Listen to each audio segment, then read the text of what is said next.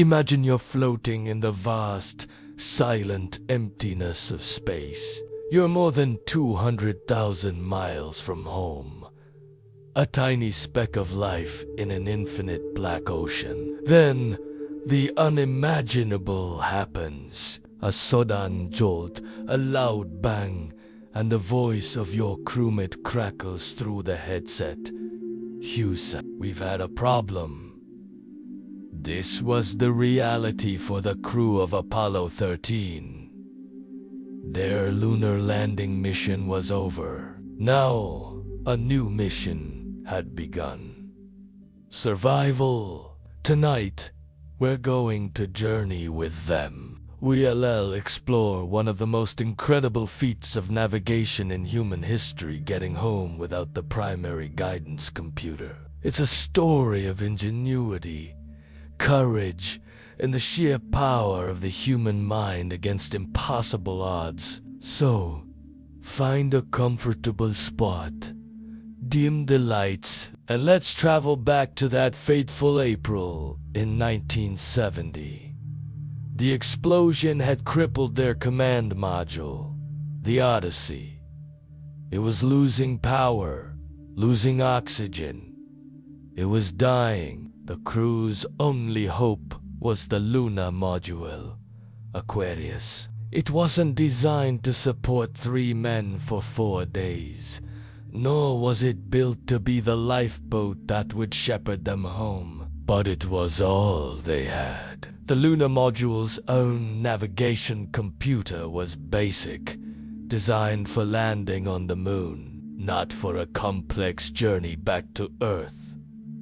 And the main computer in the command module, it was offline to save what little power remained for the final moments of re-entry. So, how do you steer a spaceship across 250,000 miles of space without your primary brain? The answer lies in a brilliant combination of old-school celestial navigation and some truly inspired thinking. From the team back in Houston, the plan was to use the sun and the laws of physics as their guide. It sounds simple, but the execution was anything but. The first major challenge was the course correction. After the explosion, the spacecraft was on a trajectory that would miss Earth by about 40,000 miles. They needed to perform a precise engine burn to get back on track, but without the main computer, targeting that burn was a monumental task. The crew and mission control had to essentially reinvent the process on the fly. Think about it this way. You're driving a car at an incredible speed, and your GPS and speedometer just went out. Now, you need to make a very specific turn, but you can't be sure of your exact speed or direction. Oh, and you can only see out of a small porthole. That's a simplified version of what they were facing. The crew had to manually control the lunar module's thrusters. This wasn't a sleek, automated process. It was a raw,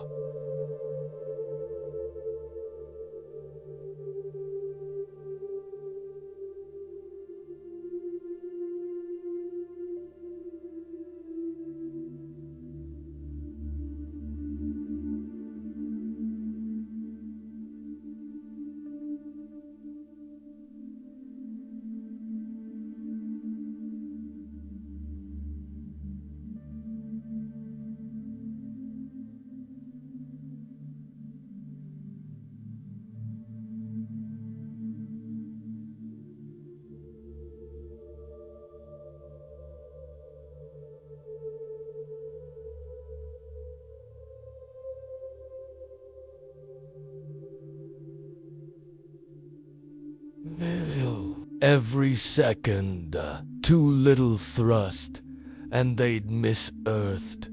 Too much, and they'd come in at the wrong angle and burn up on Down in Houston, Engineers were working around the clock, scribbling equations on chalkboards, running simulations on the computers they did have, and relaying instructions step by step. They had to invent new procedures, new checklists, all while the clock was ticking and the lives of 3 men hung in the balance. The key to their navigation was a technique as old as sailing the seas, using the stars. But instead of a sextant and the horizon, the Apollo 13 crew had their spacecraft's alignment telescope and a single, brilliant point of reference: the sun.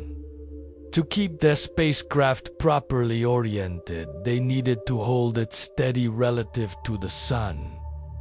This was crucial for a few reasons. First, it ensured their Huygens antenna was pointed roughly toward Earth, allowing for communication. Second, and more importantly, it controlled the thermal roll of the spacecraft. You see, in the vacuum of space, the side of the spacecraft facing the sun gets incredibly hot, while the side facing away gets unimaginably cold. To even out the temperature and prevent systems from failing, the spacecraft needed to rotate slowly, like a chicken on a rotisserie. They called this the barbecue roll. But with their automated systems down, the crew had to manually fire thrusters to maintain this roll. It was a delicate, constant dance. Commander Jim Lovell later described how they used the Terminator. Lean between day and night on Earth's surface as a visual cue in their window, trying to keep it perfectly aligned to know they were rotating correctly. This brings us to the most famous navigation check of the mission. Even with the barbecue roll, they needed to confirm their attitude, their orientation in space was absolutely perfect. Before another critical, the normal procedure involved using the onboard computer to sight on 2 different stars. But the computer was off, and even if it were on, the explosion had created a massive cloud of glittering debris around the spacecraft. Looking through the telescope was like trying to find 2 specific snowflakes in the middle of a blizzard. It was impossible. This is where the ingenuity of the astronauts, particularly Jim Lovell, truly shone. He realized they didn't need 2 distant, faint stars. They had a perfectly good one right in their window. The sun. It was the one object they could easily and consistently find amidst the debris. Lovell proposed the novel, untested procedure. He would use the alignment telescope to center the sun in his sights. Then, using his watch for timing and the spacecraft's window as a crude protractor, he could manually guide the craft into the correct attitude. It was an audacious plan, a true seat-of-the-pants maneuver that had never been practiced or even written down. He had to align the Earth, the sun, and his tiny window in a perfect cosmic ballet. Back in Houston, controllers quickly verified the geometry and gave the go for what must have felt like an eternity. Lovell, with help from his crewmates Fred Hayes and Jax, meticulously fired the thrusters, nudging the joined spacecraft into the precise alignment needed for their final major course correction. It worked. It worked perfectly. They were on the right path home. This entire ordeal was set against a backdrop of incredible hardship inside the spacecraft. The lunar module, Aquarius, was getting cold, with most systems powered down to conserve energy.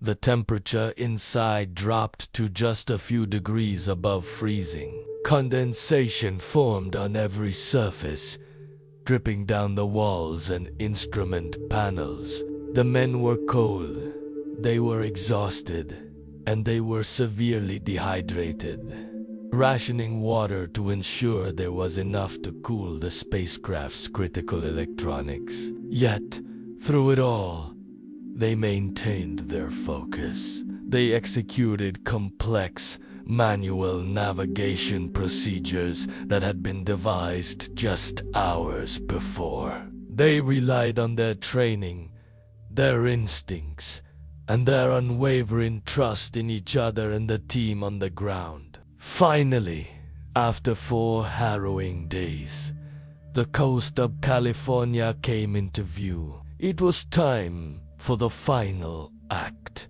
They jettisoned the faithful lifeboat, Aquarius, watching it drift away into space. Then, they powered up the frozen, crippled command module, Odyssey, for the first time since the accident. This was the moment of truth. If the systems didn't come back online, if the heat shield had been damaged in the explosion, their incredible journey would end in tragedy just moments from home. But the systems flickered to life. The parachutes deployed, and on April 17, 1970, the Odyssey splashed down safely in the Pacific Ocean. The crew was home. The story of Apollo 13 is often called a successful failure. They never made it to the moon, but they achieved something far greater. They demonstrated that even when technology fails, the human spirit, our ability to innovate, to adapt, and to work together under immense pressure can overcome the most daunting challenges. They navigated home not with silicon chips and processors, but with courage, intelligence, and a steady hand on the controls, using the sun and the earth as their celestial signposts. It remains one of the most powerful testaments to what we can achieve when we refuse to give up.